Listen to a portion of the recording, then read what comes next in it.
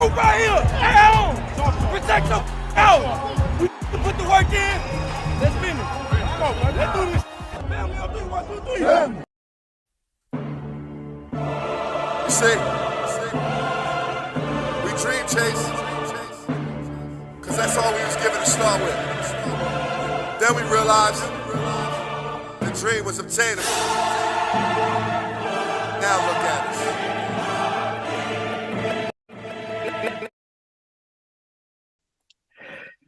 Good morning, good afternoon, good evening, wherever you are in the world.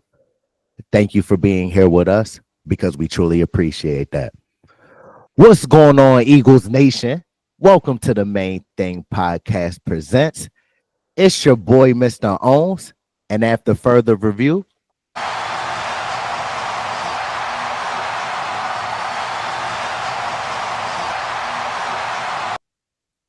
the call stands. I'm still official without stripes. What's going on, Eagles family? This is your man, Big Huss, the one you trust, bringing you all your Philadelphia Eagles latest. Man, this is the Main Thing Podcast, where we're coming at you on a Victory Monday, after our Thursday dub, beating the Commanders 26-18. Eagles now moving forward to 8-2. Big dub, signature win. We are now a game and a half ahead of the Commanders and a half game back from the Detroit Lions, who are currently first place in the total NFC. Bro, we made a statement. We came out here, punched the Commanders in the mouth. Mm-hmm. Defense showed up vicious, you know what I'm saying? That's why I had to come at y'all kind of swagging on a Monday. Like, man, we getting it, bro. We came in, handled business. Offensively, left some things to be desired, but great team win, man. Great team win. How you feeling about it, Mr. Owens?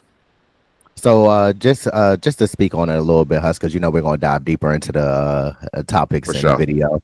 You feel me? But just overall, like you said, in totality, great team win. I feel that we came in prepared. I felt that we were ready for the challenge and the task that we had against the Commanders. Everybody, we heard the noise. Everybody was saying, "Oh, the Commanders." This might be their Cinderella year. It just seems right for the Commanders. They came in with all the hype, well, with Jaden Daniels and that offense, rightfully so. They earned it this season, but we killed all that noise. We came in, handled our business, focused on our assignments. You see what I'm saying? I'm just happy that we got the dub. Some things out there definitely need to be cleaned up for sure. Again, self-inflicted wounds that keep harming us. And then also just slow starts in general. We have to clean up the slow starts and capitalize when we can capitalize, because this game should not have been as close as it was. 26-18 obviously doesn't show it. That's an actual final score, but it doesn't really show how the game progressed from the first quarter through the fourth quarter. We handled Washington accordingly. Moved the ball up and down at will on them, and then our defense, just played a phenomenal game. I'm excited to see how we continue to build off of this win. Absolutely. We're moving into the now tougher stretch of our season with these next 4 games being the Rams. Rams, Ravens, Panthers, Steelers. Panthers, Steelers. Hey, so this was a great litmus test for our team, both offensively, defensively, special team, to see where we kind of match up with teams who are doing well, and we answered the bell. So with us moving on, I'm looking forward to seeing much of the same. Competent offense, competent defense, great coaching. Couple injuries coming out of this game. You have Milton Williams, who had a foot injury. Jalen Hurts was evaluated for a concussion, in which he cleared protocol, but to me, he has still seemed a little bit off. We'll see how that progresses throughout the week. Mm-hmm. But speaking on QB1, not a great day for QB1, but not a bad day. He was 18 for 28, 221 yards, 10 carries, 39 yards, and a touchdown. He was hitting some throws, but he was missing a lot of throws, a lot of wide open receivers, seeing things late, holding on to the ball a little bit. But he's going to have to clean it up. It's just, to me, it seemed all game long, really from opening possession, he just seemed to be a bit off this week. I don't know if that's coming off the short rest week with us playing on Sunday and following up with the Thursday night game. Maybe he just needs some rest, but we're going to need better quarterback play from QB1 moving forward if we're trying to make the run in which we're trying to make. Most definitely.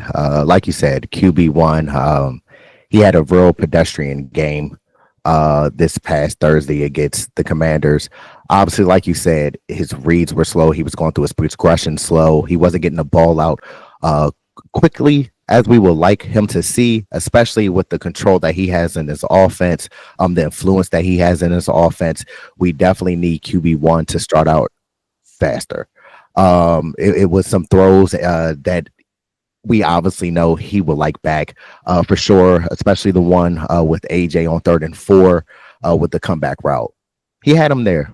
So we talked about it off camera. He had him there. Chin, the safety for the Commanders, fell down. I guess Jalen didn't get his shoulders squared enough to AJ, and he sailed the ball out of bounds. So that's a missed opportunity. Also, with QB1, he has to sometimes take what the defense gives him. We've touched on it prior videos because we always seem to want to go for the big play, hit the home run. That's not needed a lot of times. With the weapons that we have on offense, we can get anything at will. We literally have so much talent to the point where when we need a big play, when we need a score, it can happen. Just play, let the game come to you. Let it flow naturally. It's that part.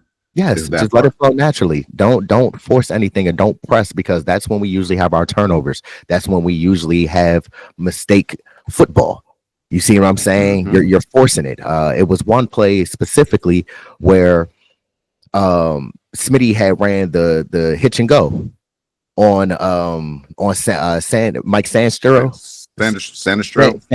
from Michigan, actually really good, solid little young rookie corner, ran the hitch and go. But obviously he stayed on top of Smitty, so that wasn't there. If you're running a hitch and go and the corner's on top, that's when you usually throw a back shoulder fade or something of that nature.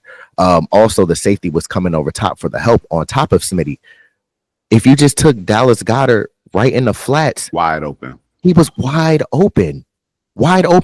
And I know for sure he would have got a first down and even possibly could have got a touchdown. But those are plays that's left on the field to be had. And then also we talked about it too, because when we were in the red zone and it was right before halftime, and that's when Smitty and AJ ran the crosser routes. They ran across the routes, knocked into each other, obviously knocked each other off their path. And that's where that's where QB1 was reading at first. That's where he was looking. He was looking at either Smitty to clear up or AJ to clear up. But once they collided, he dropped his eyes and then started to get up in a pocket. But with that, the defensive line and the defensive line is moving fast. It's so much pressure and so much, hostility going on in a pocket. You dropped your eyes, and he started to bail too early to run.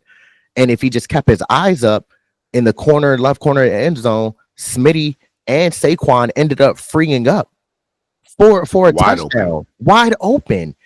QB1 just had to literally step up a little bit, flick it before the defensive line and Louisville and everybody got close to him to tackle him. He could have flicked it and got a touchdown, but then the end result, because he held onto the ball too long, we already saw that he has some concussion symptoms, some concussion-like symptoms after the one trick play that we did, and resulted for a big loss. But then that added on to the symptoms, I believe, because once he took that hit, they were pinning his arms back. So then now his face and the face mask and the helmet is just hitting straight on the ground.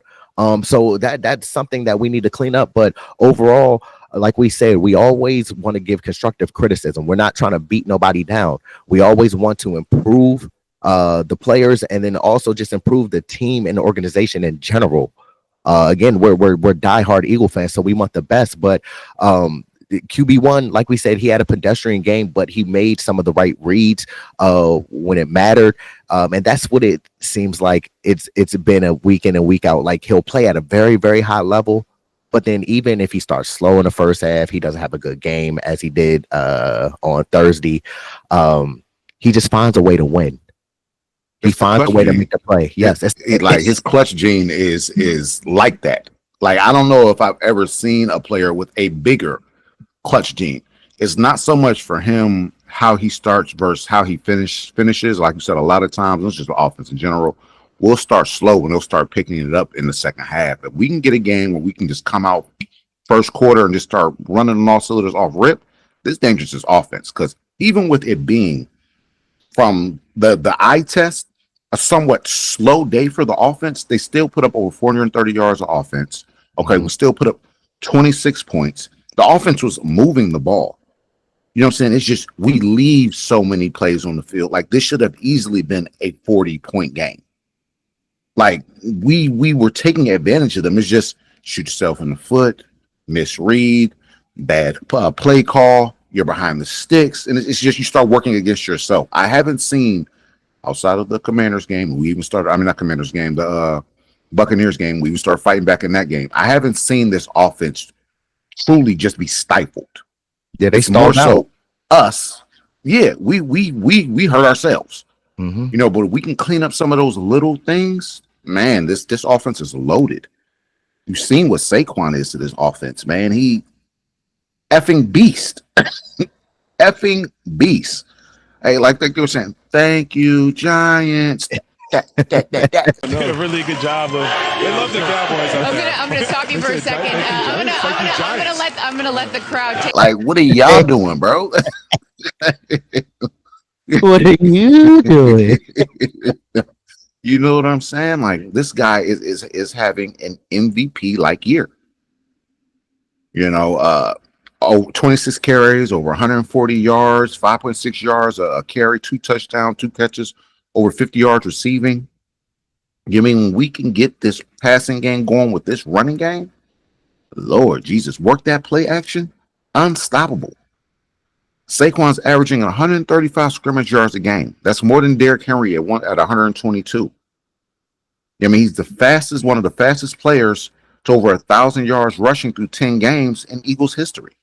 Other player who we all know, Shady. And we all know how good Shady was, and this is no slight to Shady. We love Shady. Saquon's on a different level, though. He's a different animal altogether. But we have to start playing better complementary offense, between the run game, pass game, play call, and the whole nine. But going back to Saquon, bro, loving Saquon on both his touchdown runs over 20 miles an hour. He's a phenom, bro. I mean, he should be Offensive Player of the Year, MVP of the year. Like, what he means to this offense and the influence that he has on the game at any given moment is something unreal. The talent, the skill set, the smarts. You know what I'm saying? Like, as we talked about it off camera, in a lot of these games, first half, he's starting kind of slow. But as you move into the second half, he's almost like doubling his yardage. It's like he turns it up a notch and truly takes it over. As we said, he's our closer. You know what I'm saying? If we can start fast and close these games out the way we're doing it, dog, this offense, best in the league, not even close. Not even close. I couldn't agree with you more, Huss. Saquon, what he has brought to the Philadelphia Eagles has been magical. We obviously knew his talent in New York, playing him twice a year.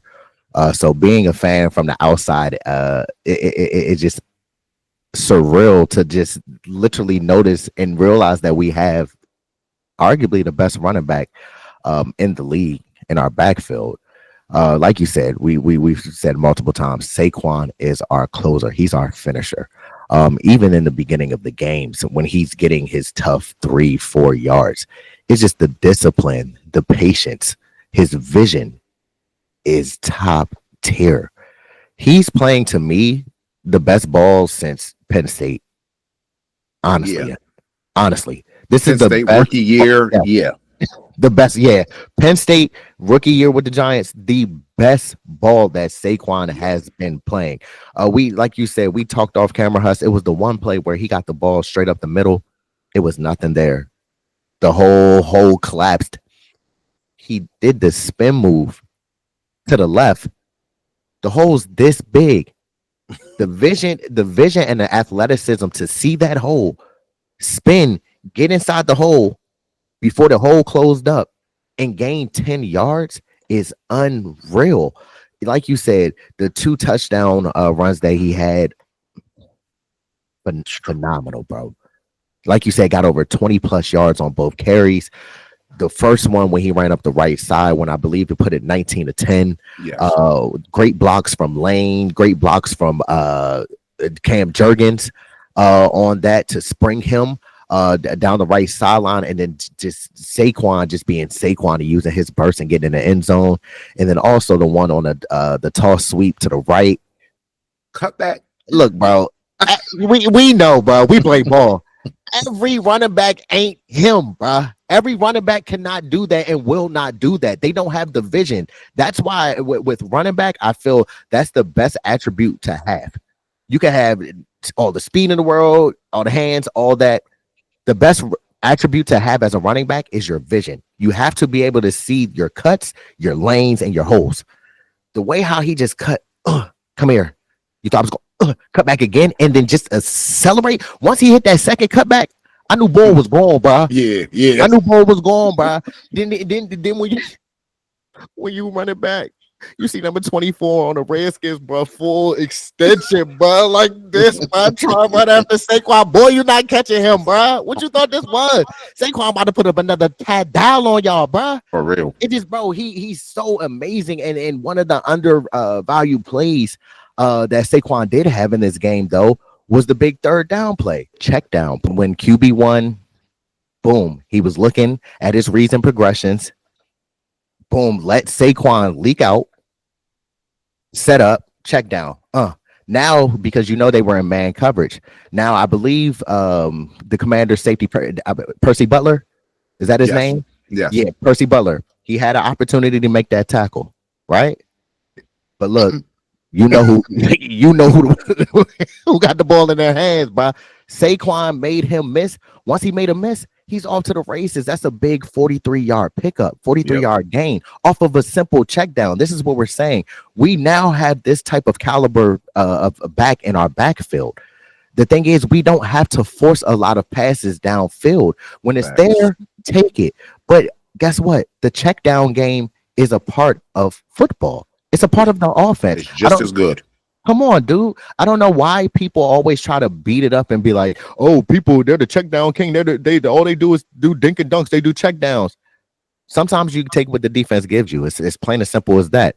If you had a running back in the backfield that can take a check down to the crib at any point in time, yeah, you can go ahead and throw that check down. We see what off of check downs what Saquon did. He possibly has the best play ever, best play this year when he did the hurdle backwards off of a check down. It's the simple things that he does. It's just beautiful how his talents mesh with the concepts that we have going on. It's beautiful the chemistry that he has with our offensive linemen. It's beautiful the chemistry that he has with Stoutland. Again, that man is official. I don't know. Look, bro, y'all give Stoutland a lifetime contract or something. Y'all have something has to shake. He better not ever leave that building until he's ready and tired. Yeah, straight up. On his terms. On his terms. The only time that he better not ever leave. Okay. Hey, woman, I'd be sick if he went to the Giants or something. I have a tough time sleeping if Saquon goes to Philadelphia. I'll tell you that. We'd be sick if he went somewhere else. I don't know what y'all talking about. Oh, he is him. He's him. I don't know if position coaches can make the coaching Hall of Fame or anything like that. But if it's a possibility, he should be a first ballot candidate for that. What Stoutland has done not only with this unit, but the units in previous years, it's unmatched. He is by far the best position coach in the league. And I'm not talking about just O-lineman coach. I'm talking any damn position coach. Mm-hmm. He is the best at what he does. Like elite. Our O-line play, we have now found our identity. It's running the ball. During this game, we had 40 carries for 228 yards, averaging 5.7 yards per carry, and 3 touchdowns. Interesting stat. The Eagles had 150 yards rushing before contact in the game versus the Commanders. Plus 2 touchdowns. You know how crazy that is? 150 yards rushing, and your running back hasn't even been touched yet. Like yeah. Mind blowing, bro. I don't know if I've ever seen anything like that. And we've done that for now 5 consecutive games. This is only the second time in single season franchise history that this has ever been done per Next Gen Stats. We are a running team, and we need to truly dig into that. Now, yes, we have the ability to pass the ball. We have the weapons on the outside, and we can be a passing team at a moment's notice. But our pass protection does need a little bit of work. It needs to be fine-tuned. It's still fairly new, and I feel like everybody's still kind of learning the concepts and the roles within the passing game. But the running team, we are a running team, no doubt. We do that often, and we do that well. We need to continue to lean into that moving forward, just because in the passing league nowadays, a lot of teams aren't equipped to stop the run, because you want to play that lighter box to match receivers and everything you have going on, because there's a plethora of amazing receivers nowadays. So a lot of teams want to play for that, and it leaves them vulnerable versus the run. We are in a situation where we can run the ball down your throat, straight play bully ball, and lean on you for 4 quarters, or we can pass the ball. And that's what you start to see. I believe that's part of the reason why you see Saquon getting stronger as the game progresses. You have those 315, 330-pound hog mollies leaning on you for 4 quarters. You're going to get tired. Having to deal with that for it wears you down over time. So now you're holding up. And if you go back to that game, first half, the Commanders were holding up for the most part in the run game until that damn broke, and we start breaking them off in clips. Insert Kenny Gainwell. He has 4 carries for 40-plus yards. Saquon's ripping off 20-plus runs, and all of a sudden it's like, oh, my God, like we can't stop them at all. The offensive line, physicality, and just mental toughness is something that we really need to dig into as an offense. Take a little bit of load as we have off Jalen Hurts, and passing 20 to 25 times a game is enough. But really lean into that, our identity, because when we do it, it's hard to stop, especially once it gets going. For sure, bro. We figured out our identity ever since the bye week. We Absolutely. Know that we're a run first team. Then we'll get to those pass options after we establish that run game. But like you said, credit offensive line. They all had a wonderful, wonderful game. You could tell that they played for one another, understood Stoughlin's concepts and what he asked from them and what he expects from them on a game-to-game basis. It was great to see Jordan Mailata back out there as well, manning up that left tackle position. Fred Johnson in Mailata's absence, of course, you did a very, very great job. But it's good to have your starter back in there. Of course, that is QB1's blind side. So you always want that protected. But like I said, the offensive line with the run game, run blocking, they're road graders. They'll get you out the way. They'll literally displace you, put you back 4 or 5 yards, open up the big gaps. That's why we get the big, nice runs from Saquon and especially from Gainwell, who we're going to touch on a little bit, who had a very, very unsung hero-like game, especially with some of the runs and key blocks that he had in the game. But like we said, whether it's Lane, whether it's Mekhi Becton, whether it's Cam Jurgens, whether it's Landon Dickerson, whether it's Jordan Mailata, that run game will get you out the way. And especially that Stoutland, he's the run game coordinator, so you know he's going to take pride in that run game. Sure. I love the fact that Cam Jurgens, he's looking like the second coming of Jason Kelce. When I watch him, he gives me resemblance of Jason Kelce. Now, obviously, sky's the limit for him. He still has a ceiling that he can reach, and he has the utmost potential. But when he's out there, the one block that Saquon had cut back, where he threw, bro, not once, But those twice, bruh, my man threw him. Then Bull tried to get up and chase Saquon. He pushed him back down again. Bro, he literally gets to the second level at a very high rate of speed. For his size, yeah, he's an undersized center by NFL standards. But the way that he plays with his leverage, you can't defeat him in the run game. And that's how it is even with Mekhi Becton. We talked off camera, Big Huss. Even with Mekhi Becton, he's a better run blocker. The size that he is, I believe, was 6'7", 300 plus pounds. He's a better run blocker. But that's with Mekhi Becton. The only knock that I had on the offensive line is he needs to work more in pass protection. Because a lot of times, like what I just said, what helps Cam Jurgens in the run game harms Mekhi Becton in the pass game, his leverage. And with him being so tall and spacious, you feel me? Like with the pass game, yeah, it's hard. With the pass pro, you gotta try to what's it called? Stay in front of your man.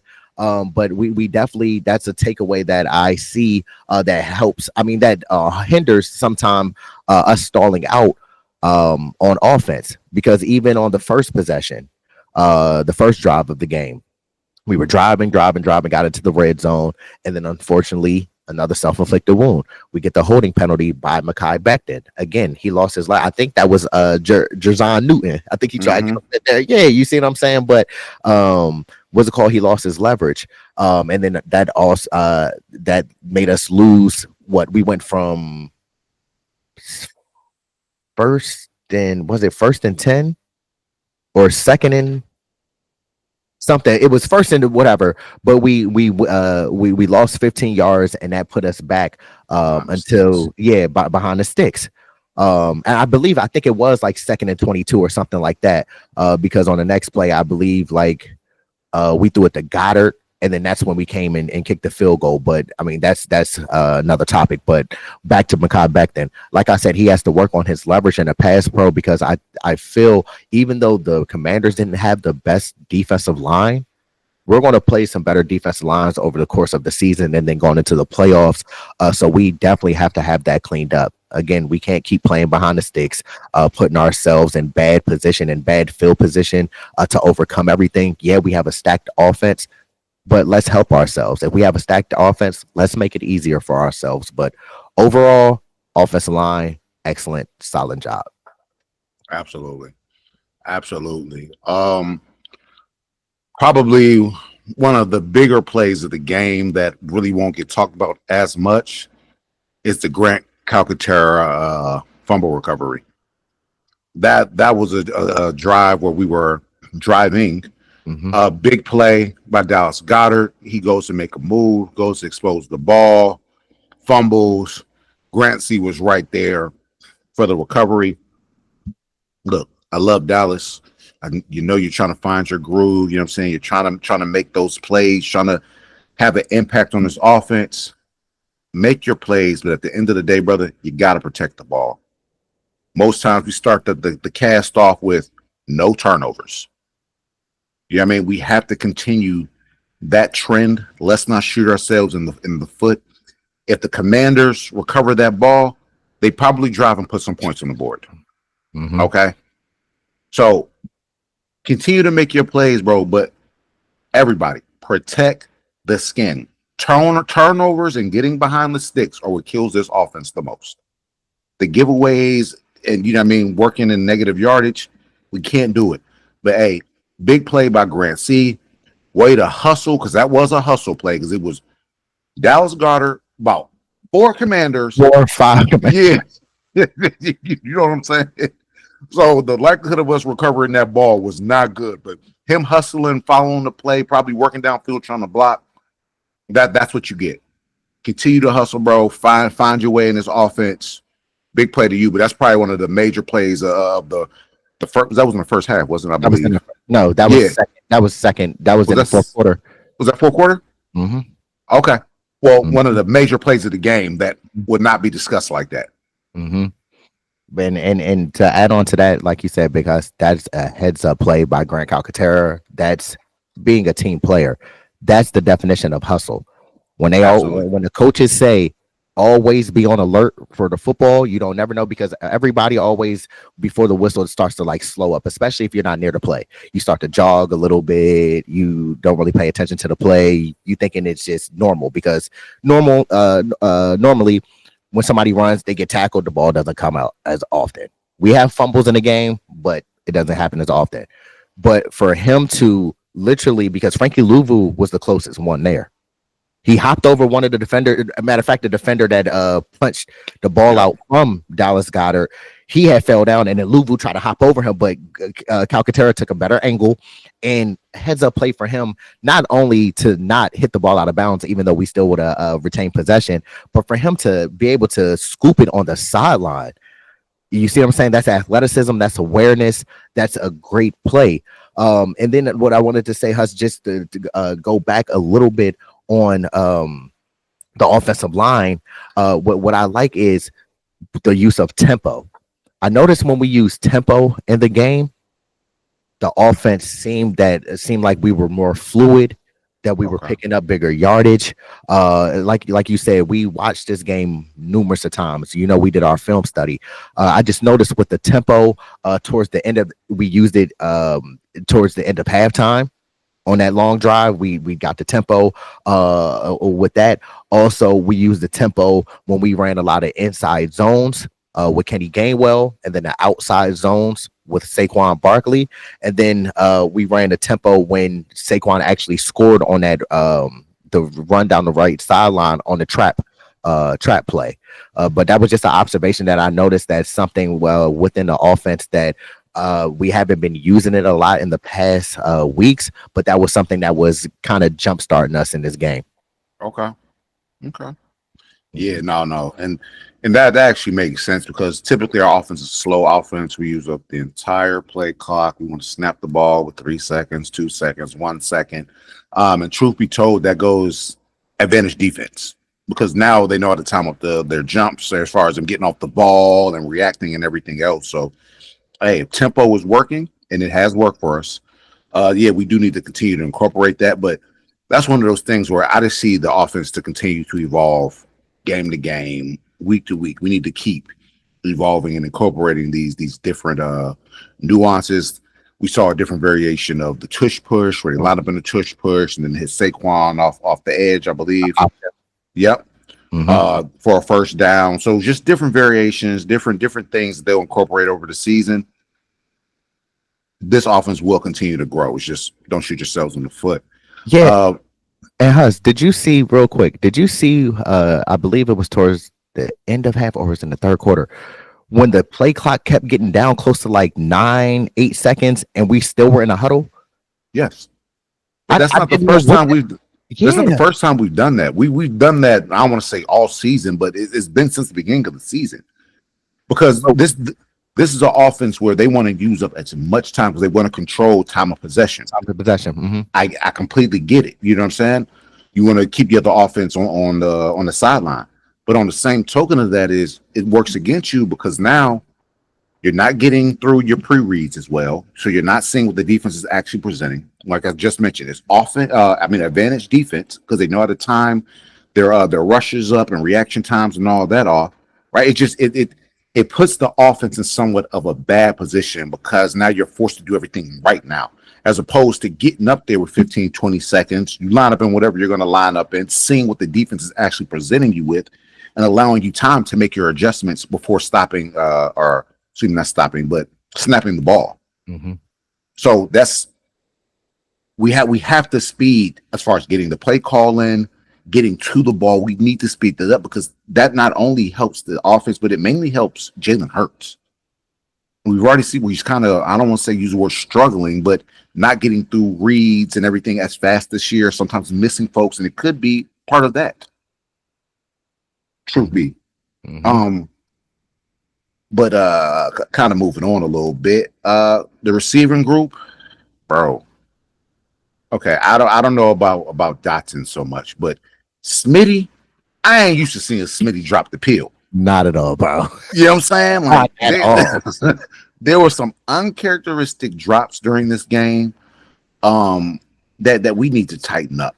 This was a Commanders secondary that I thought we could take full advantage of. And truth be told, I don't want to use the word straps, but they were really fighting back this game. We didn't get off in the passing game as well as I thought we would, do somewhat due to Jalen, somewhat due credit the Commander secondary. Like we mentioned, do Sanders for a rookie. He actually had a really solid game. I will give credit where credit is due. The bull was playing. But yeah, we got to tighten up. I expect this receiving group to bounce back, but too many drops. It just could have did better in certain situations. Now, AJ came up big on a couple third and mediums, you know what I mean? Third and long plays, AJ doing what AJ does. But as a unit, I expect more. Yeah, this for that wide receiver room, that was an uncharacteristic game. That was a very, very below average performance. Every single receiver. Like you said, with Smitty, I know birthday vibes. Shout out to you. Happy belated birthday. Right.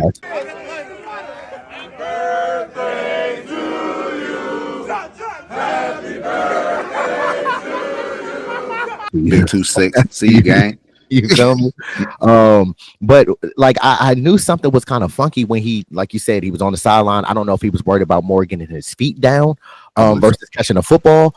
But that's a catch that Smitty routinely makes every single opportunity that he gets. But also to the credit of Smitty, he did have one of the biggest plays, or the biggest play in the first half on that slant. That was the most explosive play and I believe the biggest yardage play of the first half. So to his credit, he bounced back. But like you said, he didn't have the stats in the game, but also his influence and his presence on the field helps that as well when you don't have a big statistical game. Now moving on to AJ Brown, Swole Batman, of course, comes up clutch every time. I believe with Swole Batman, he's if people are familiar with baseball, he's the starting pitcher. He's the starting pitcher. He's the relief pitcher. When you need a play early in the first half and third quarter, you can call on AJ Brown to be there. He's going to respond. I like the one where Jalen, the pocket collapsed. Jalen rolled out to the left, got his shoulders squared up, and AJ worked from the right side of the field and got in the vision with Jalen while he kept going to the sideline. Jalen squared his shoulders up, boom, threw a dart to him, first down. It's just amazing that people were literally saying, oh, well, AJ Brown, y'all got AJ Brown from the Titans, but y'all still got Jalen Hurts, QB1 at quarterback. He's not going to be the AJ Brown you think he is. He has, when AJ Brown plays, it's a different type of team. It's a different type of mindset. Even with the start of the game, Hus, we talked about it. The start of the game, this is what leaders do. When they put Jahan Dotson in motion on the opening play of the game, boom, he gets it in the flats. He runs, gets a nice little 8-9 yard gain. He's on the sideline. Igben or whatever, number one, he try to be ignorant. He like, bro, you ain't with us no more. I don't care. Try to mush the ball up out of Jahan Dotson's hands. He run back on the field all nonchalant like nothing happened. AJ peeped everything. Literally said, hold on. First round pick a couple of years ago, and they let him go, and he winds up here in Philadelphia where he's the number. Get up out of here, bro. We ain't about to do that. You ain't about to bully my man's like that. It's just you feel me? It's just the leadership. It's his presence on the field alone. But he always, when his number is called, more times than not, he makes the play. Give him a shot. If you give him a shot on the ball, he gonna make that play. He's gonna make it. But like we said, AJ, he didn't have any drops or anything this game, but he didn't have the game that we're accustomed for AJ. Either receiver, because when we play the Commanders, Smitty goes off. They both go off. Yeah. They really do. But yeah, like I said, this game, it was a quiet game for that duo, which is like you said, uncharacteristic. I do not expect that. I know this is a different defense and all, but they're still, as far as I'm concerned, not elite on the back end as a comparison to our receiver group. So I just expected more. I don't know if they were already in birthday vibe modes, like, you know what I'm saying, or what. But yeah, we're going to tighten that up, baby. We got to tighten that up, bro. And then the final point is even with Smitty on that first drive that we alluded to. I mean, not the first drive, but the first drop that he had. Now going on with Dotson in the same drive, that slant on third down. Have to have that. Have to have that. It hits you right in the hands. You dropped it. Now that's another drop from the receivers. Now we had 2 drops in the same drive, and both of them could have resulted for first downs because Smitty, when he dropped it, same side of the field. Smitty, when he dropped it, was past the sticks. Then when Jahan Dotson ran the slant, past the sticks, dropped it. It's just like we said, uncharacteristic play from the receivers. We definitely got to tighten that up, but I'm not worried about the receivers. There's no need to panic. We're not over here saying, oh, panic. We don't have the best receiver. No, it was just uncharacteristic. Like you said, it might have been the birthday vibes, but I'm expecting them to clean up that performance and put out a better effort, especially here on Sunday night when we play the Rams. Oh, absolutely. Absolutely. Before we move to the defense, I'm just going to touch on Kenny G just a hot minute. Like you mentioned earlier, Kenny G, he had a quietly very good game. He is a good compliment to Saquon. And I know we always talk about Saquon's explosion, his burst, you know what I mean, getting up top speed as fast. Kenny G this year is looking just as explosive. When he is decisive and he sees a hole, KG, he hits it now. He hits it fast. He gets you 5-10 yards in a blink. Like we mentioned, he went 4 touches for 43 yards, had a big third down block for Jalen Hurts, moving the sticks for real. You know, went out there hoping for a pass. Jalen went, no, man, give me a block. Hit his man. First down, moved the chains. That was on Lugu. Yep. KG has been a great pickup for us. So when we've got him, he's been consistent. I don't know if he'll ever truly be an RB1, but an RB2 he is great at. When his number's called, he makes those plays. He does, whether it be in the pass game, pass protection, or running the ball. He's a solid running back. And he's having I don't want to say a big year, but when his number's called, he's making his plays. I'll put it like that. Yeah, and to be honest, Huss, I feel like he is having a big year for RB2, what we're asking him to be. You see what I'm saying? You see what Saquon doing, bro. You only gonna get so many opportunities. Facts. You feel me? Like you see what Saquon is doing. He's in MVP consideration. But the thing what I love about Kenny G is he always comes to work. He always comes with his head down, brings the lunch pail, old-fashioned football. He's not scared to run between the tackles. This is what I noticed in this game with the Commanders. When the inside zones wasn't working with Saquon, they started giving Saquon the outside zones.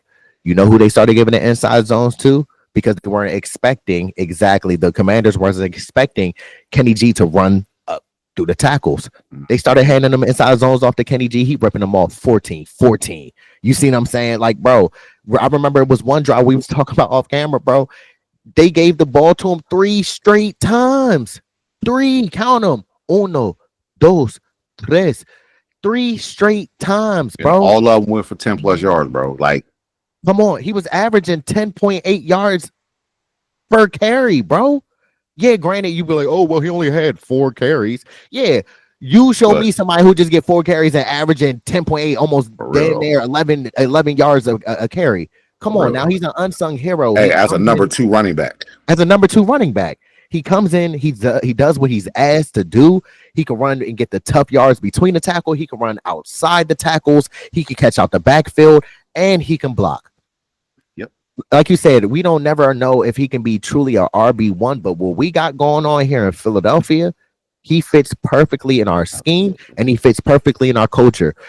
Kenny, ever since we drafted him out of Memphis, he's always showed up to work day in and day out, getting better, no matter if he's the starter or if he's in a reserve role. Kenny G deserves some more respect. He's one of the one of the bright young running backs in the game. And as well, like I said, we don't know if he'll be our RB1, but on a lot of other teams, I feel he can start probably at their running back position. Possibly. He just always makes plays. When Kenny gets a good in there, all-around running back. He is. He really is. He uses his balance, his size. He's real compact. What is he like? 5'9", 5'10", something like it. Like 200, something like that. Probably like 205-ish. Probably. Yeah, He's a knot. Yeah. He's a knot for real. You see what I'm saying? And like we said, that's what I feel. Kenny, he brings value to the team, because when Saquon needs a spell, when Saquon needs some rest, we don't lose the running game. We could just put Kenny G in there, and Kenny G will give you some great plays. Absolutely. Now, moving a little bit to truly the best side, or the best side of this team right now, the defensive side of the ball. They really carried this game. They were elite from damn near beginning to end versus the Commanders. But I want to start with giving Vic Fangio his flowers, man. He has truly come in here and transformed what was a bottom of the league defense last year to now this defense is top 3 in the league. This is an elite defense at all levels, that being the line, linebacker unit, back end. The defense has only given up 6 touchdowns in 6 weeks, and it should be 5 touchdowns in 6 weeks. We had a garbage touchdown late in this game. We caused 11 takeaways in 4 games. And when you look at it, the Commanders had the number 3 offense, I believe it was, averaging about 28 points a game, 370, 380 yards per game. We held them to a season low 18 points and 264 yards. This defense is playing lights out, and that is credited to Vic Fangio. They have bought into the scheme. He has them communicating at a very high level, because I believe it all starts there. And everybody, he set everybody up in a role in which they can understand and compete at a high level at. He's putting them in the right positions to win. Vic Fangio is that guy. I don't know if we've had a defensive coordinator of this caliber who, since maybe Jim Johnson. I like what Jim Schwartz did, and Super Bowl defensive coordinator. My man out in Arizona right now, just slipped his mind. His name's Jonathan Gannon. There we go, John Gannon. We've had them, and they both had some pretty good defenses, but not to this degree. We're balling right now. And bro, I'm gonna take it a step even further, because because obviously Jim Johnson was our era for defensive coordinator growing up. That's the comparisons that we make for Vic Fangio. But I'll even take it a step further, Huss. I don't know if we had a defensive coordinator like Vic Fangio since Buddy Ryan. Since Buddy days. You see what I'm saying? Around like 91, 92. Mm-hmm. Like the Gang Green defense, because we're putting up numbers similar to the Gang Green defense. Yes. You see what I'm saying? Like this, we had the Jim Johnsons, the Gannons, the Juan Castillo.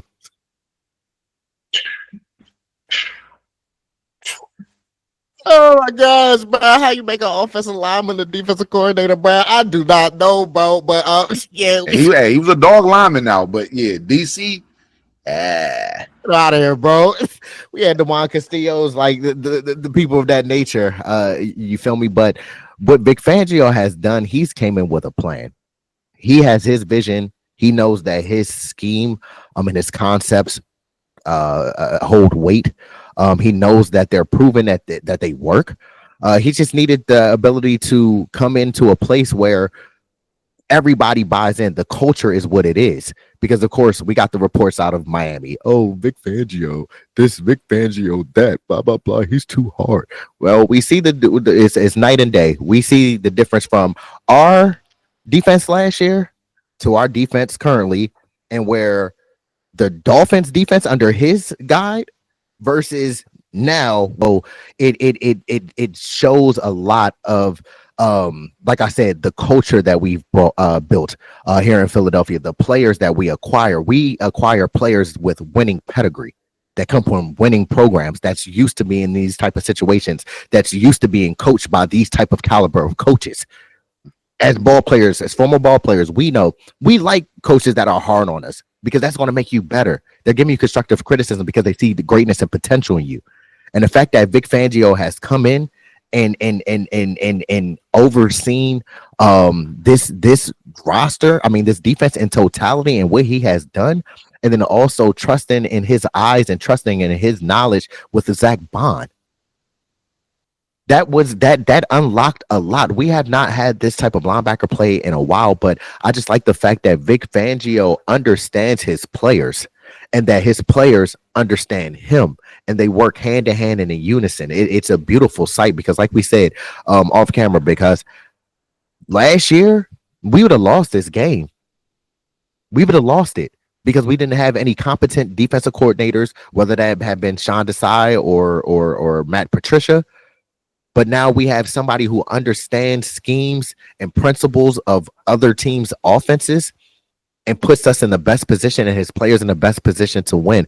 I'm just excited that we have Vic Fangio. And then also, Big Hus, real quick, he said that he wants this to be his last stop. He's 66 years old. You know, Vic ain't trying to go bounce around. He's not from around the way. He's from Scranton. Yeah. You see what I'm saying? About like 2 hours from Philly. But that's a beautiful thing to hear because, you know, we're usually the teams that always get players plucked because we run a well built organization. We get coaches plucked because of our success. So just to hear Vic Fangio say that he wants this to be his last stop, but then it's beautiful because our defense is the youngest defense in the league. So now you have all the time in the world to grow with them and make them better. But what he's doing, look, he should get do they? I know they do Coach of the Year for head coach. I don't know if they do it for. I know they do that. I know they do that in college. They'll do like the coordinators in college. Hey, I don't know if they do it in the NFL as far as coordinators, but if they did, he for sure should be nominated on that list. To your point, the division that he's had for the defense and the vision that he had for Zach Bond, aka King Bond, it's crazy. You know how we had planned on bringing King Bond in to be a special teamer. Vic took a look at the film like, nah, Howie, nah, that's my MLB right there. And he's hit the ground running. He had 15 tackles in this game, 9 solo. The big 4th down play on Jaden Daniels where he clapped the dogs at a old boy on the sideline. Major.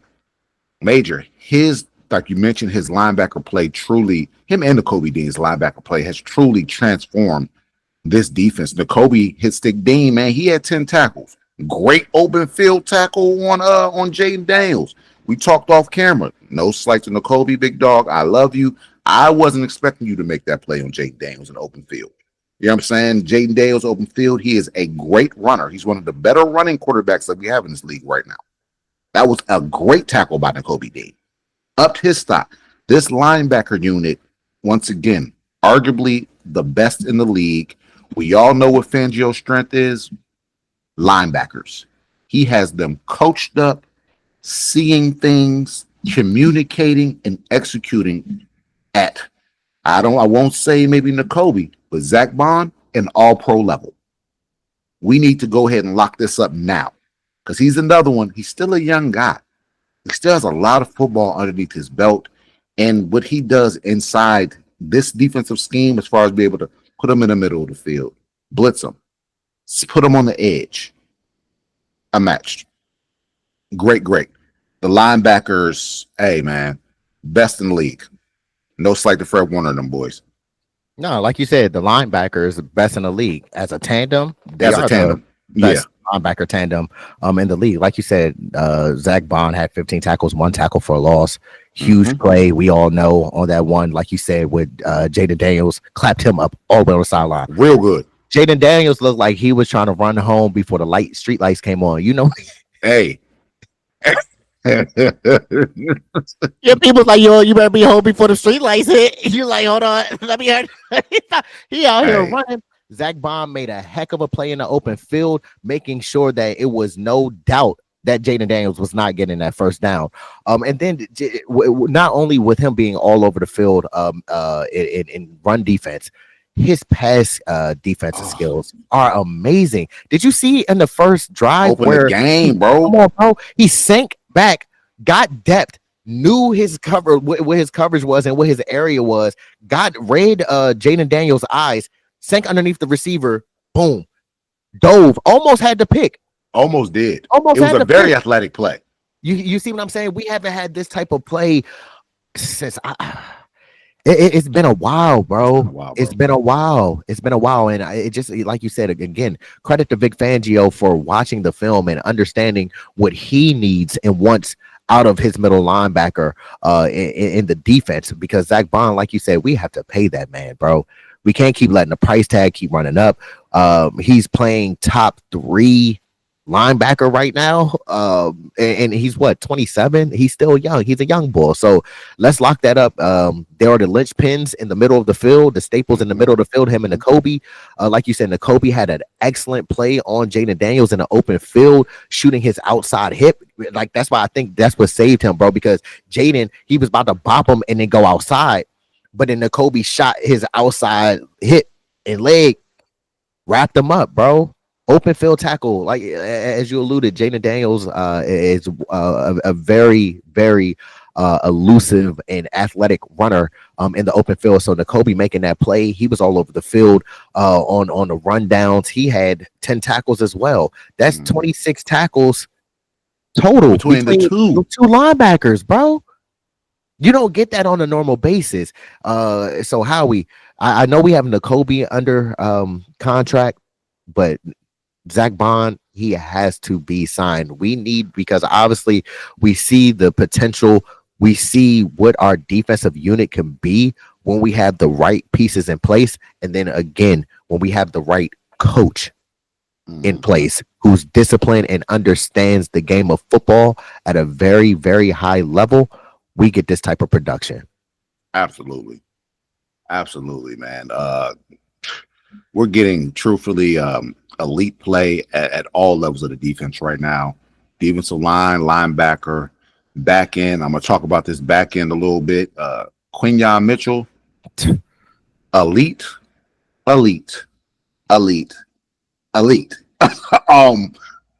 We mentioned before, I never would have thought that he would have been this shut down, this lockdown. He truly is an eraser. What do you call it? Per Next Gen Stats, he lined up on Terry McLaurin 20 out of 25 routes, including 19 of 20 on the outside. That's 95%. He held Scary Terry, who was the 3rd best receiver in the league this year, to 0 catches, 0 targets. Meaning Jaden Daniels was dropping back on pass downs, looking at Scary Terry like, nah, I don't even want to throw that way. Like, it's not there. We forced so many checkdowns in this game. A lot of Jaden's passes were going to running backs and tight ends. The receiver group in this game clamps. Truly clamps. Quinyon Mitchell is an all-pro corner. Yeah, I mean, he needs to be considered for Defensive Rookie of the Year. I know he doesn't have the interceptions like that, and we spoke about it a little bit before we started shooting. He may not get too many any more opportunities to get those picks now, because folks are starting to realize he is the real deal. They truly early. Yeah, should have got him early when you had an opportunity, because they don't even want to throw to you anymore. Like, they don't want to risk it, because he the level in which he's playing at is just that high. You can arguably say that he might be the best corner in the league right now. All jokes aside, you can have that conversation, and that wouldn't be an outlandish one. He is just playing at that kind of clip. And to be a rookie, you mentioned before, one of the youngest defensive rosters in the league, to have him for another 5, 6, 7, 8, whatever it is, 10 years under the same defensive coordinator. Oh my God. And that's one thing that maybe folks don't realize, because we're so kind of caught up in the hype right now. This defense is a year and a half ahead of schedule. It shouldn't be playing like this like right now. If we would have started next year on this type of run, I'd be like, okay, that sounds about right. Year under their belt, this defense is grasping the concept. These rookies are grasping the concept and playing elite football. Kudos to them for coming in hungry and talented and taking advantage of their opportunities. Most definitely, bro. Before I get into Quinyon, it's been people out there that have been calling him Keon Mitchell. I've seen multiple. I've been seeing that too.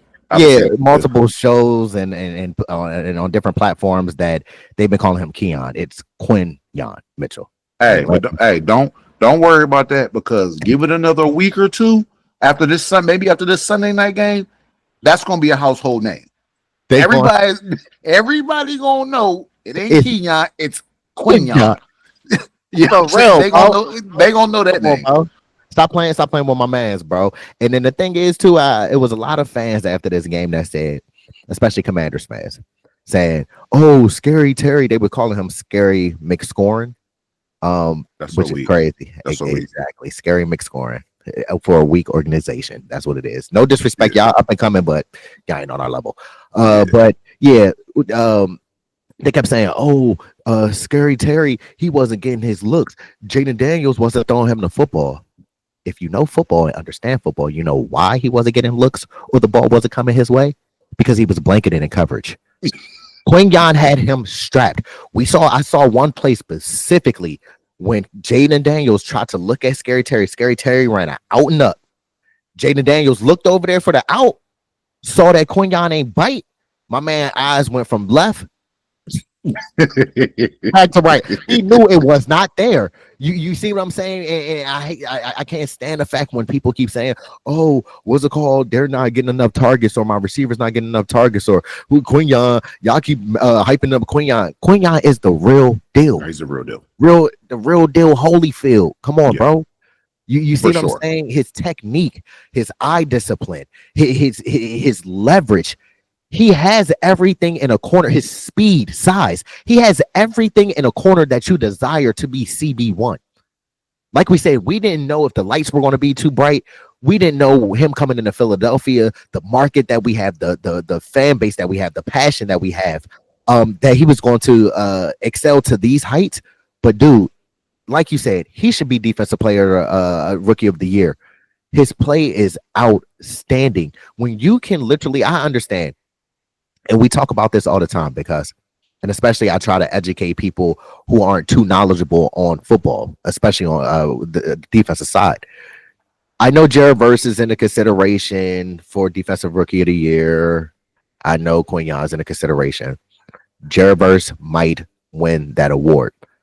But I feel in 9 times out of 10, a ball player will tell you it's easier for you to find a great defensive end versus you to find a great shutdown corner. For sure. Come on, bro. Defensive ends come a dime a dozen. You can name 10 to 15 top defensive ends in the league right now. It'll be remiss and hard pressed for you to name 10 to 15 top shutdown corners. Hey, you be hard pressed to find five shutdown corners. Like when you're talking, like once again, I use the word eraser, where they don't even look that way. You be hard pressed to find 5. There might be 2 or 3 as far as shutdown corners. Just to give everybody a little bit of context and perspective on how good Quinyon Mitchell is. Per Pro Football Focus, Quinyon has given up 23 catches on 41 targets. For context, Sauce Gardner gave up 22 catches through his first 10 games, and he was named an All-Pro. So through the first 10 games, Quinyon gave up 23 catches on 41 targets. Sauce Gardner's rookie year, and we all remember how good Sauce Gardner was when his rookie year. He only gave up 22. So they're in the same ballpark. He is that elite, that shutdown. Now, yes, Sauce is having a down year this year, but his rookie year, the following year, but all the years leading up to this year, he has been that lockdown corner with the Jets. Quinyon's playing at the same clip, if not better right now.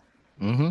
And like you said, the eraser, when you can eliminate a whole half of a field, that makes life so much easier on a defense, because you know, okay, that one corner over there, he's going to take away your best player, your best option, whether it's a deep threat, whether they run great routes, intermediate routes, short routes, whatever it is. He has the ability to, okay, as a defensive coordinator, as Vic Fangio, I don't have to worry about rolling help over to his side, because we know he can handle his one-on-one whether it's press man, whether it's off coverage, he can handle himself one-on-one. So now you can be flexible. Okay, we got a shutdown corner. Now I can really just be flexible in the defense. I can show you different exotic looks, different pressures. You see what I'm saying? Because now I know that I have someone who can hold up on the back end. Like you said, Quinyon is playing amazing football. I'm glad that Howie saw the vision, saw what we wanted in a franchise cornerback, and went and pulled the trigger for Quinyon, because I know it was a toss up between him and Terrion Arnold. When we talked in the draft, we knew that we wanted Quinyon. After we did film study and broke down everything, we knew what we wanted, but we just thought Howie might have went for the Bama, the big name. You see what I'm saying? So we have to give credit to Howie for trusting his draft process, trusting his draft employees as well, because a lot of them, I behind the scenes, you remember they showed some clips where Howie asked some of the scouting department employees, which player do you like better? Give me one player. List. You see what I'm saying? So everybody is fluid in there. Everybody's mind is working. So sometimes when Howie did go for the random day person, it didn't work out. You see what I'm saying? They went to the smaller school. But for Howie and the scouting department to find Quinyon and put him in our defense, for him to be a lockdown corner for the next 10 years, bro, it's a blessing, because like we said, it's hard to find shutdown corners. You can't even name, for real, to be honest with you, and without backing up full stats, you can't name 15 shutdown corners all time, to be honest with you, like that. I'm telling you, like it shut down. It's a hard thing. Cornerback in itself is already a hard position, but to find a shutdown one who is locking up above average to elite receivers on a game-to-game basis, and this isn't a one-off for Q. He's been doing this all year. Okay, I got to find the graphic at some point of all the receivers he's covered and give me the yardage and catches given up, but no more than 25 yards a game. Yeah, he's playing at that kind of clip. So shout out to Q. He should be defensive rookie of the year. Like I said, he might not get it, but we pray he does, and that his talents are go noticed nationally. I mean, let's kind of get some support behind that one. But Reed, hey man. Reed, we talk about closers. We talk about Saquon being a closer. Reed Blankenship, he's another one. My man is a closer for real. He had a great game, 10 tackles. This is his third interception of the season. All of his interceptions have come in the closing minutes of the game where offenses are driving. We need the defense to make a play to go to kind of ice this thing out. He's come up. He has mastered the undercutting of some of these offensive routes. He trusts his eyes. I mean, he trusts his assignment, and he knows where he's supposed to be. And he continues to come up big. Reed is having a great year. He's giving us big safety play. He's low-key been one of the unsung heroes since we drafted him, since his rookie year. He just continues to show up and give us consistent, strong safety play. Hey, man. Reed, shout out to you, bro. Keep balling, keep coaching them boys up. It was said he's one of the smartest players on defense, and a lot of times you see that. He's right where he's supposed to be when he's supposed to be there. A free agent out of Middle Tennessee State. Because I remember us when he was at Middle Tennessee State, we both saw a game of his, and he was the only focal point and mention on their defense. He was always seemed to be around the ball, making plays, making interceptions, and it translated to the NFL. Even though he wasn't a full-time starter when he first got in the league, just a credit to his work ethic for him to put himself in this position. I remember the first pick that he had against Aaron Rodgers. You see what I'm saying? One of the best quarterbacks to ever do it. It seems like that's his go-to route, whether it's an out route or whether somebody's coming on a crosser and he sits and robs it and comes underneath and picks it. Reed always seems to be around the ball and always has a knack of making interceptions. Because it's funny when he did make that interception, I knew I didn't need to look at the replay. No, I knew I know he secured it. I said, "Oh, Reed got that, bro." So then they try to run the replay, and you see how they ain't drag that replay out like how they be dragging every other replay out.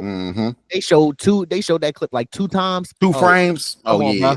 Hey, bro, we knew Reed got that. You see what I'm saying? I'm just proud of him for coming into his own at the safety position, becoming silently becoming a leader, and becoming a voice also on the defense. You see, he got his little if I didn't win,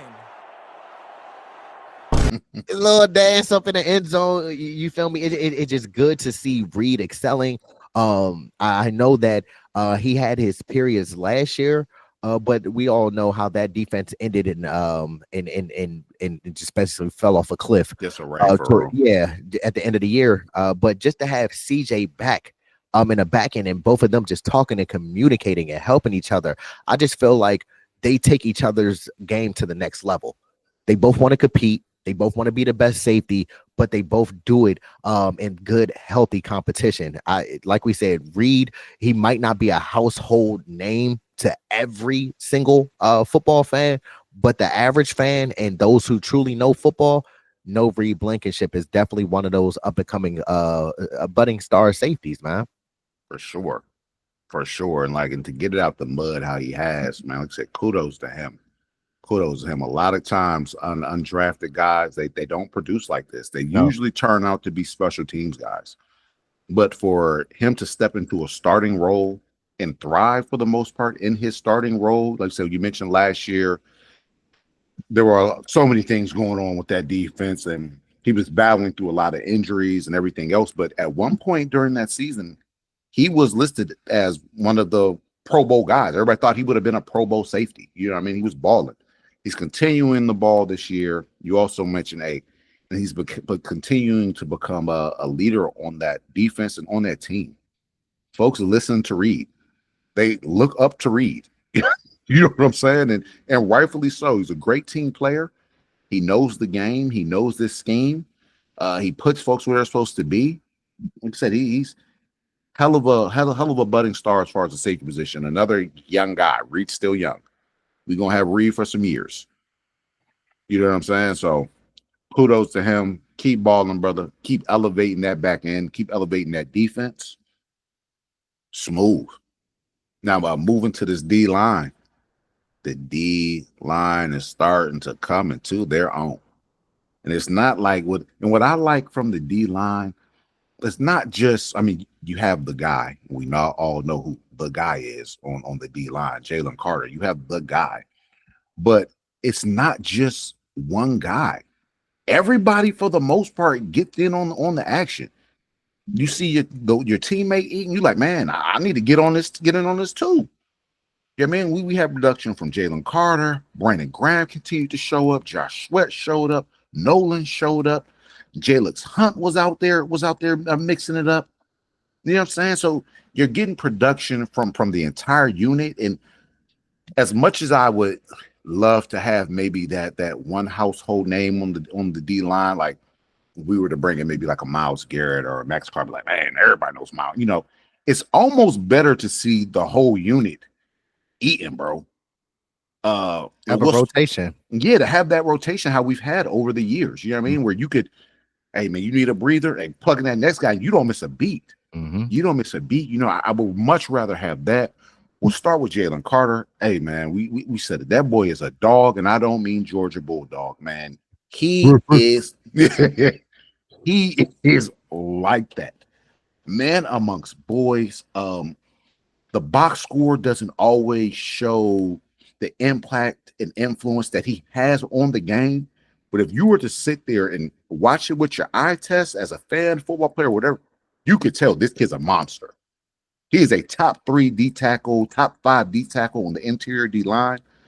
Blows up the run game, effective in the pass game, just pure disruptive. He's disruption. He is chaos at its finest on the interior.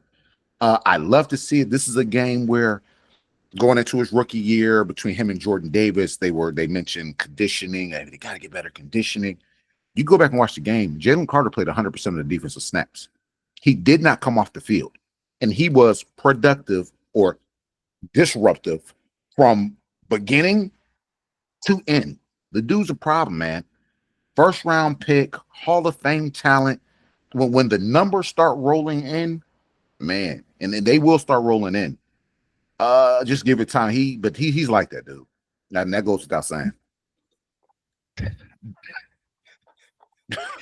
Jalen Carter is a menace, bro.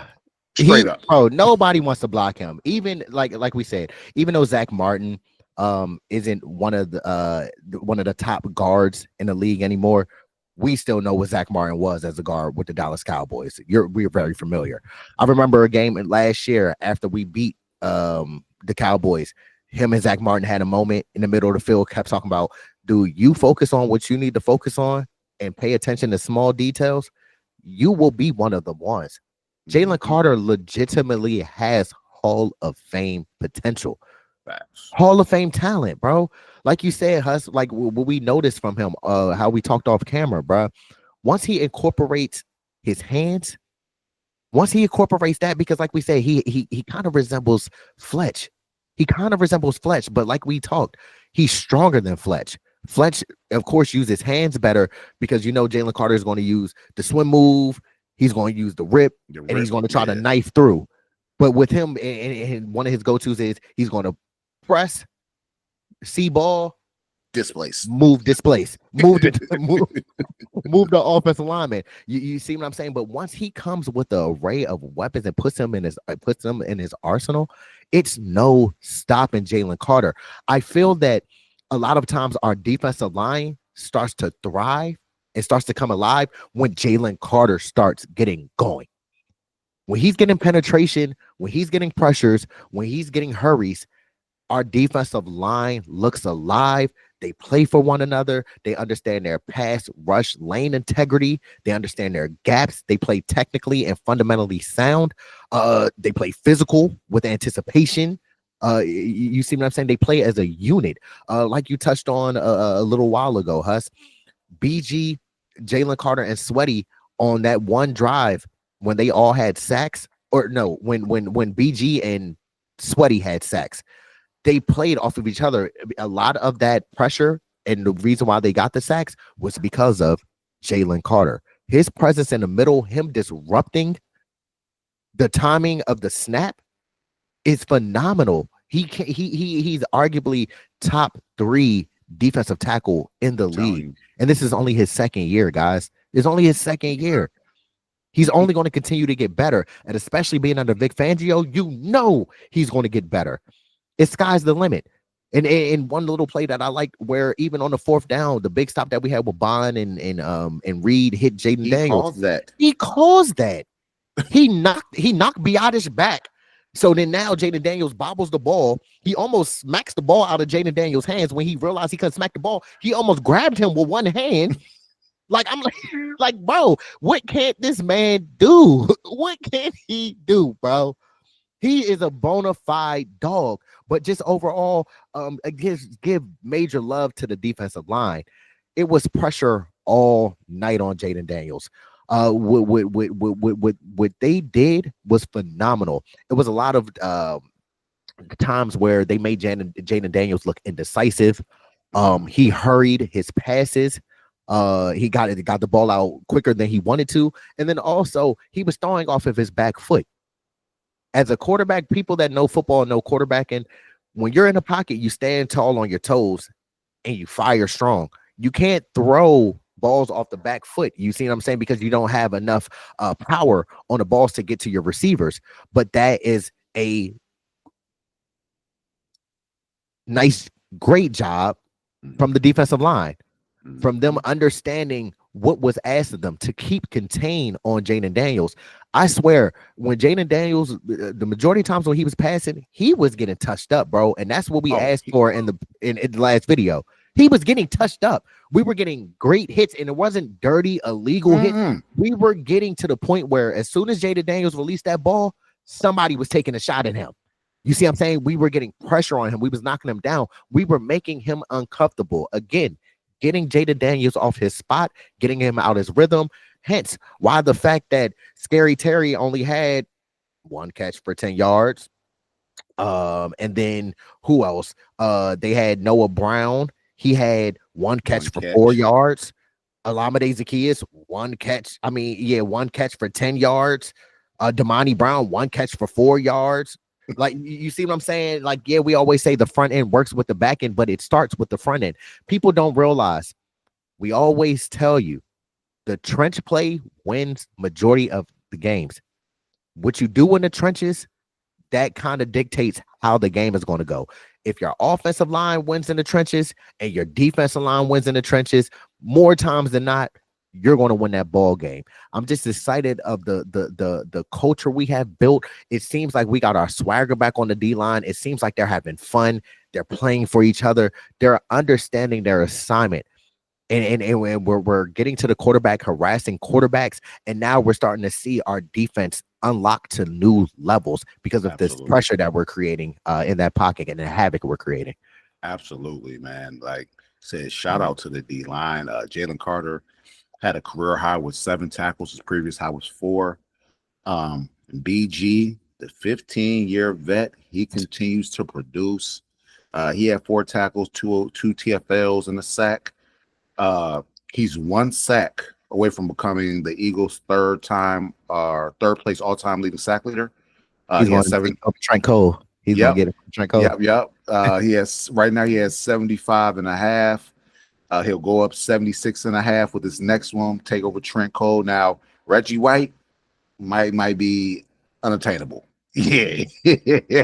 Might be unattainable. But that second place, maybe if he plays another season, maybe so. But he's continuing to produce, man. He came up with some big plays in this game. It's just, dude, to be 15 years in, 36 years old, and still getting this kind of production, man, it's almost unheard of. He's one of the leaders on this team, on this defense. He continues to produce. Shout out to BG. Hey, brother, if you want to come back for year 16, bro, we'll gladly have you, my baby. We will gladly have you. You know, one of his TFLs that turned a 2nd and 2 into a 3rd and 4, where the Commanders have failed to convert and ultimately had to settle for a field goal. He had another one that was a 3rd and 1, turned into a 4th and 2. That's when they came up and put them hands on Jaden Daniels on the sideline type deal. He's another one still being disruptive, bro. You know, BG, that dog. BG's such a dog, bro.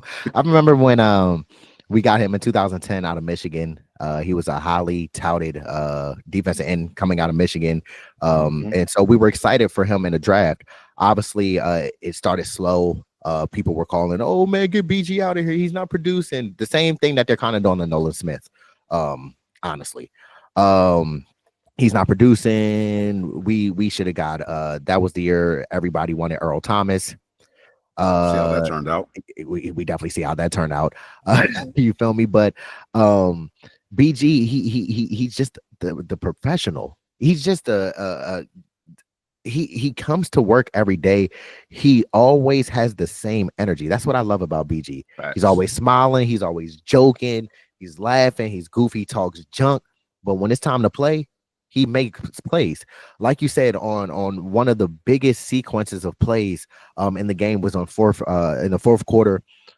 This actually, like you said, the huge momentum boost for the defense.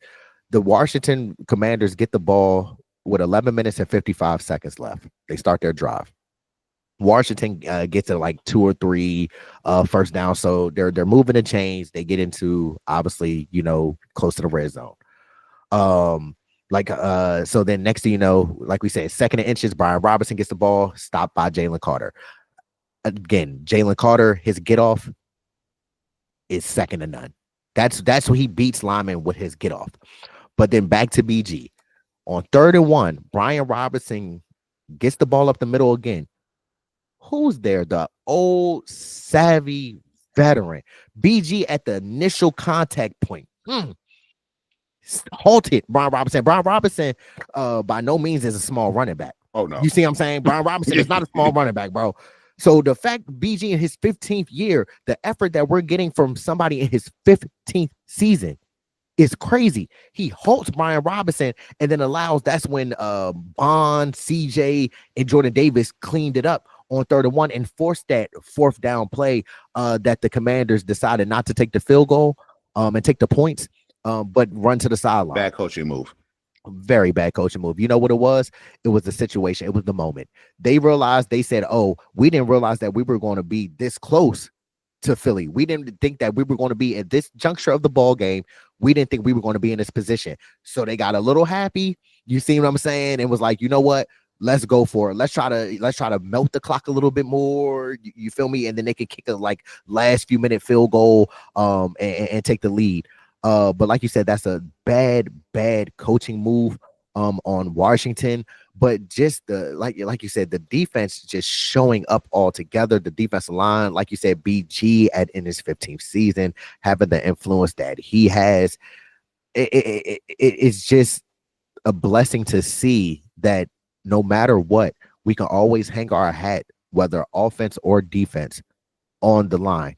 The trenches, they win games. We're never going to get bullied up front. That's the one thing that we know. We'll never be bullied. For sure. Hey, let's continue with the D-line. You had Sweaty.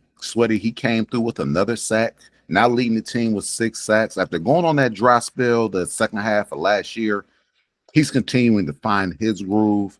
You have Nolan Smith, who you touched on, and this is only Nolan's second year. But you know what I'm saying? But folks are already trying to low-key label him with the bus kind of label. He's finding his groove. He went from having a sack in 17 games last year to now 3.5 in 10 this year. The defensive line is starting to produce. And like you said, games are won in the trenches. And we are getting elite or above average trench play on both sides of the ball right now. The defense is finding their grooves. They're understanding their assignments. They're staying in their rush lanes. Look, Jaden Daniels is an elusive quarterback. He's a mobile quarterback. He wasn't running on us like that because he really didn't have the opportunity to run like that. You know what I'm saying? This is a game where they hadn't been sacked like that. We were touching Jaden Daniels up. The defense was collapsing the pocket and getting home. We had mentioned in the last video, rushing as a unit. Now not allowing the quarterback to sneak out like Joe Burrows did and hit us with a lot of some of those 3rd down moving runs. You know what I'm saying? Shout out to the D-line. You're finding your groove. You're finding your confidence. And what I like with Nolan Smith, with Nolan before he would get his sack, he'd get up super geek up. He had button fuck. He got his sack, bro. He wasn't even geeked. It was like nah, bro, that's business. Mm-hmm. Next down kind of. I'm like, yeah, bro, you starting to feel it like you ain't new to this, you true to this. You finding your own, you're feeling your confidence, you know what I'm saying? You playing good ball. He shows up in the pass game, he shows up in the run game, and to be an undersized edge defender, you would think he would get bullied, and he doesn't. He doesn't.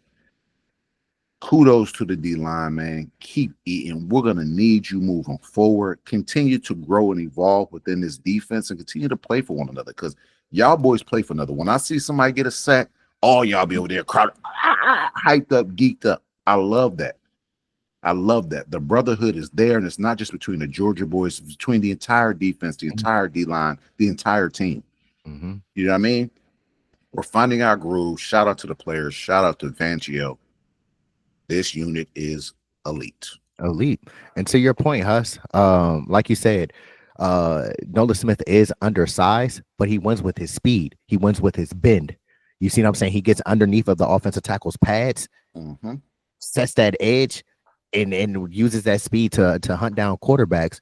But like you said, Big Huss, the defense is elite. Like we said, he's undersized, but he uses that leverage to his game. And then another big thing, what I liked about the defense, Huss, is we're getting 3rd down stops on money downs. When we need to get off the field and we have to get off the field, The third down defense is rising to the occasion. Like we said, we're just going to keep stacking on that because honestly, I know Washington ended up with 18 points, right? But we let's put it into perspective. They scored the first touchdown off of the missed field goal from Jake Elliott. Short field. They threw the ball to Eckler in the flats and then ran 2 run plays, got in the end zone, right? So then when they got 10, this was from when they threw the PI, the crazy PI, bro, on Coop. We ran it back. We watched the film. Even Terry McCulley, what is his name? Kirk Herbstreit and Al Michaels said, we've seen worse than that.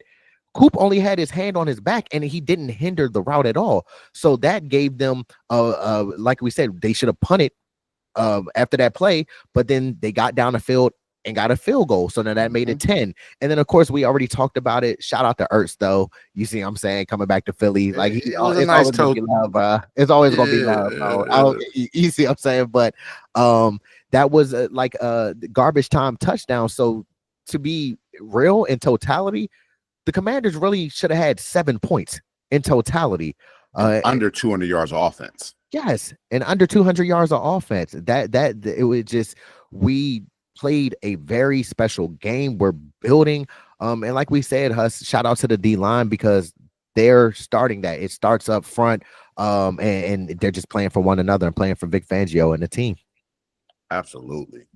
Like I said, this defense ahead of schedule.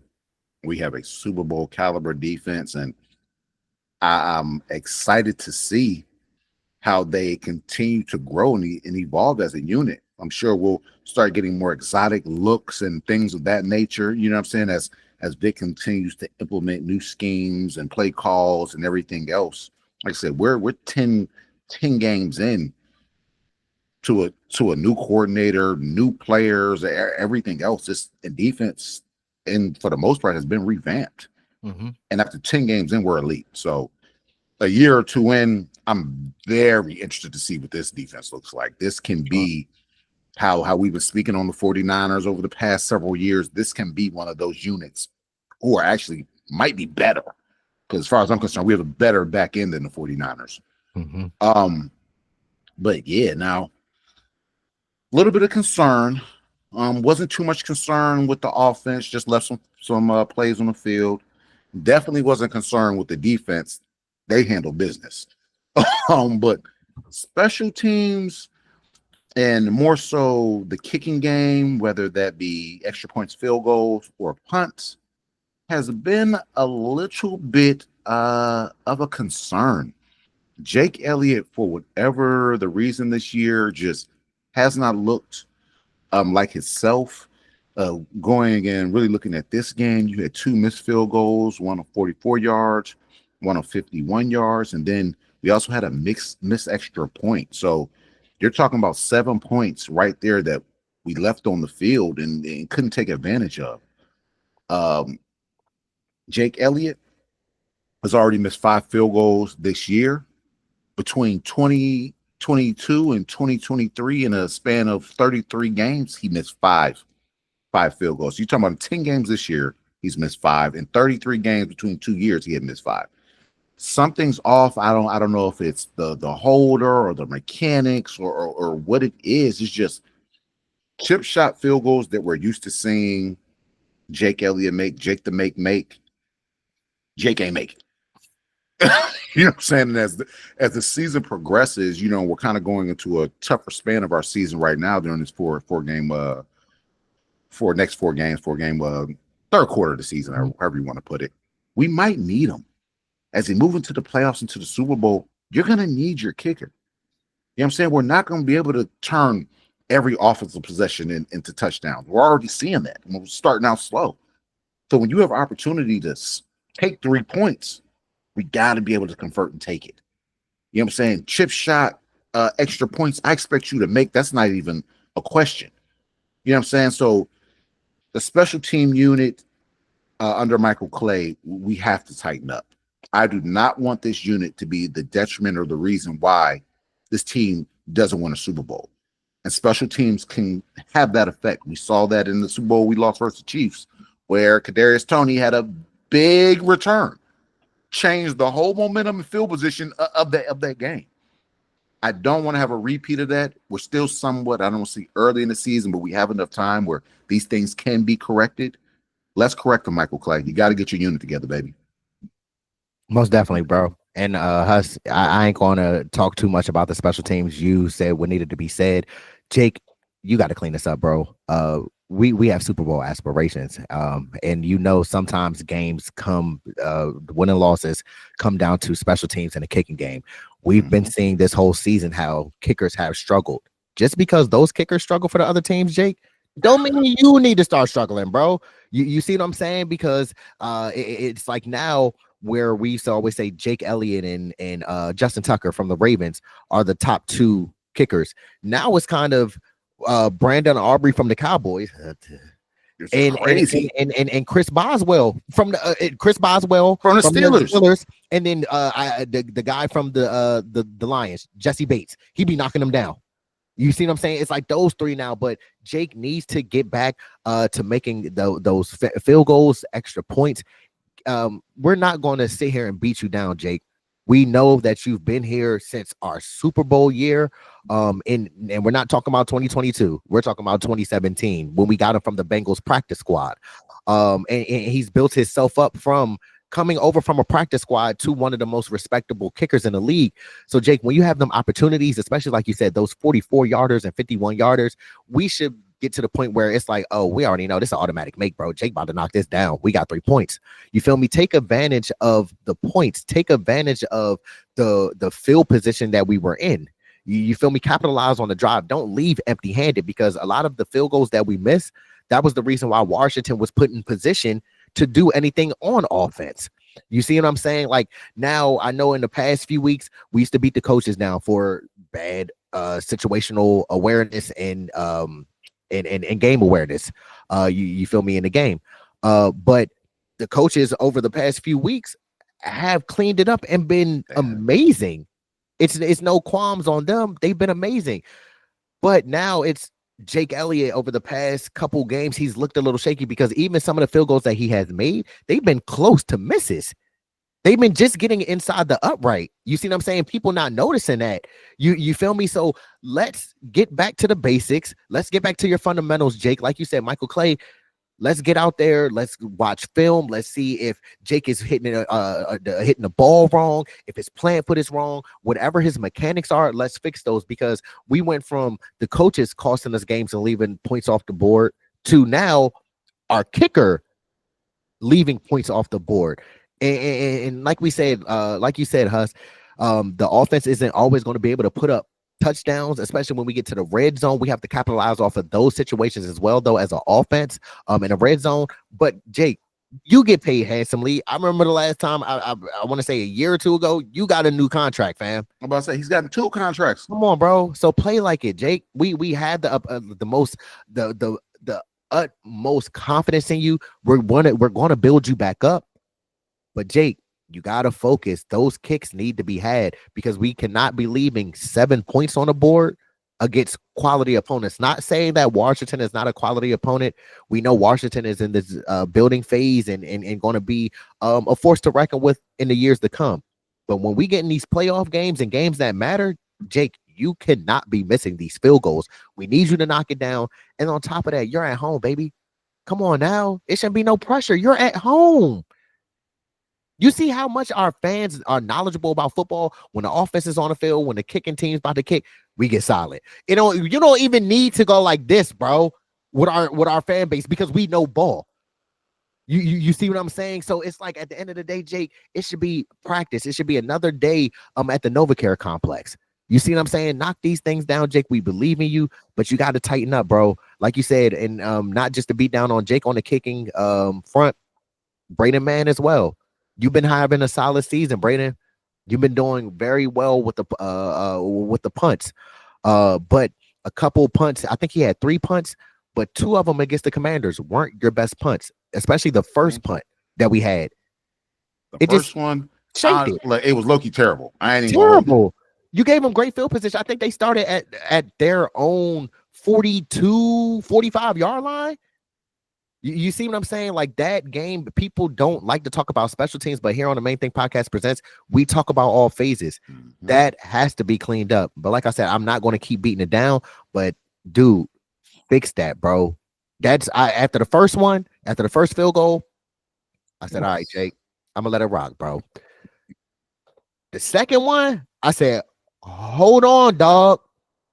And then that final miss, the extra point where I was like, okay. Bro, it was to the point, like I said, bro, I ain't gonna lie to you. We're straightforward, honest people. I was like, Jake gotta go. Jake gotta go. Because I was hot at that point. You know how much passion we have for the Philadelphia Eagles. I was hot.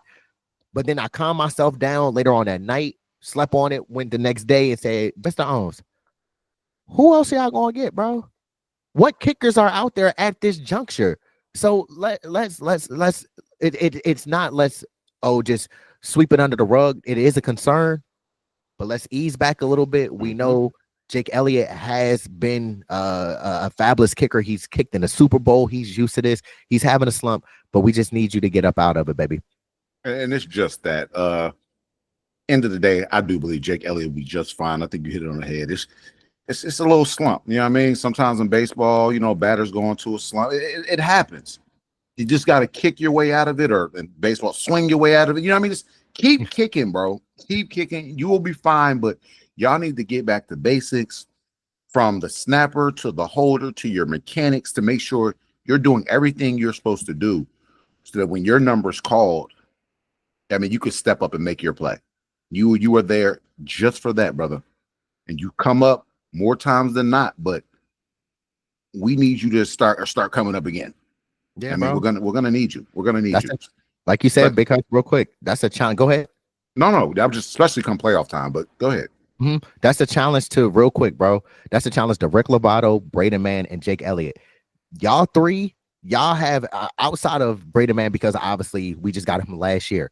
But Rick Lovato and Jake Elliott, y'all have been here for years, bro. Y'all are a unit that we should be able to rely on. We need y'all to fix that, like you said, especially getting into the season and a portion of the season that we are now going into the playoffs. Those kicks need to be had. Absolutely. But overall, fellas, great team win. Way to make your statement. Way to let the NFL know we're not to be trifled with. This is for real. It's not fluky. We have a legit team, and we put the league on notice, man. When we're here.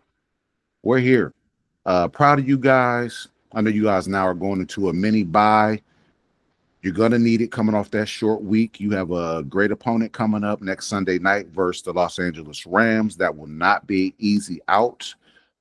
They're starting to find their groove now. We'll talk about that a little bit later in the week. But once again, great win. Fly, Eagles, fly. Hey, y'all boys continue to eat, man. Continue to do y'all thing, bro. I love the fact, one major thing, congrats on the win. Keep stacking these wins and keep our eyes on a prize. We all know what the end destination, what the end goal wants to be, and that's hoisting that Lombardi trophy. But the one big major thing that I do take out of the game as well, Huss, is we came out fully healthy. We came out, for the majority of part, fully healthy. I don't think it's going to be anybody on the injury report where they might miss this game against the Rams. So this will be another week where we'll go in at full strength and definitely get the best performance from our team, bro. Absolutely. And even if they were dinked up, we have 10 days until our next game. We play Thursday. We don't play till Sunday night. So that's ample time to get your R&R. So we can come out Sunday night swinging, because we got to come out swinging. But hey, brother, anything you want to say to the followers, bro, the family? Yeah, before I talk to the followers and the family, bro, like we said, it's no shot at the refs, bro, because we talked about this off camera, bro. It's no shot at the refs. We always say here on the Main Thing Podcast Presents, keep the game out of the refs' hands. But I know me and you, because we've talked about it numerous of times, if we wanted to go and dive into this topic, but I think this needs to be addressed. The officiating, that even though it wasn't 20, 30 penalties like being thrown, it was the key penalties that you all missed. You see what I'm saying? That hindered our offense, that hindered our defense, especially the one where even Terry McCulley, Kirk Herbstreit, and Al Michaels on Smitty, when Luvu had his hand underneath of the helmet in the opening, the ref standing right there in front of him, like 5 yards away. You see that, bro? You have to call that. You see what I'm saying? Because that's the same drive where what's it called? Smitty and AJ ran in the crossers and we had to settle for a field goal. But that first down, it could have been a different scenario. You see what I'm saying? Even on that play where they ran into each other, there was a hands to the face play on Jalen Hurts. As he's being sacked or pulled to the ground, you have a whole rake across his face that they didn't call or missed, I should say. And then we already touched, I'm not going to go deep into it. We already touched on the Coop, the PI, phantom PI call on Coop. And then just on the last drive, even when we should have held Washington, like I said, to 7, when they scored their last touchdown on the drive with Ertz, they called a roughing a passer on Moro Jomo. And Moro Jomo hit Jaden Daniels' shoulder. He didn't hit him in the face. You see what I'm saying? It's the refs have to get, the officiating has to get better. You can't keep costing teams games because of your poor officiating. And that's really what I all want to say on officiating. They just do better. You get paid to do a job in a service. Just do better. But yeah, of course, us, to our supporters, to our family, we thank y'all for tuning into the Main Thing Podcast Presents. We appreciate all the loyal supporters, all the new supporters that come and check out our channel. We want to keep building and embrace this journey. As we've said before, we do this for y'all. We love doing this type of content. We love getting the information and getting the right information for you all and getting from sources and things like that. But for sure, we appreciate y'all coming out here, checking out our channels. We want to make sure that y'all keep liking these videos. Y'all keep commenting in the comment section so we keep interacting with you all. Y'all keep making sure that y'all hitting that subscribe button. And then also, when y'all turn on them notification bells, make sure y'all turn on them notification bells so you don't miss when we have this team meeting in the Main Thing Podcast Presents locker room, man. With all that being said, make sure you go burst that like button. Make sure you go burst that comment section. Make sure you go burst that subscribe button. And make sure you go burst that Liberty Bell looking thingy, also known as the notification bell, so you don't miss when Swoop comes in with the Eagles news and updates. I also wanted it to be stated as well and to be known that we welcome all men, women, boys, and girls to our Main Thing Podcast Presents family. And we appreciate the support no matter the ethnicity, the gender, or race. We are a community solely built on an all-inclusion and non-judgment. Remember to always keep the main thing the main thing. Hey, Big Hus, close us out, Big Hus. Y'all know the vibes. And if you don't know, now you know. I go by Big Hus. And I go by Mr. Owens. Hey, man. This is the Main Thing Podcast where we keep the main thing the main thing. Hey, great vibes. Like I said, this is Victory Monday. I hope you all have a blessed week. We'll tap in with y'all a little bit later. You know, drop this Rams preview. Fly Eagles fly. Eagles Nation, I love you. Thank you for the support. Hey, man, much love. Much love. And we out, man. We gone, bro. It was I was gonna make a lot of money doing what I wanted to do. I went after it, and it was a struggle to achieve it. But you know what? I caught that bitch. Dream chasing.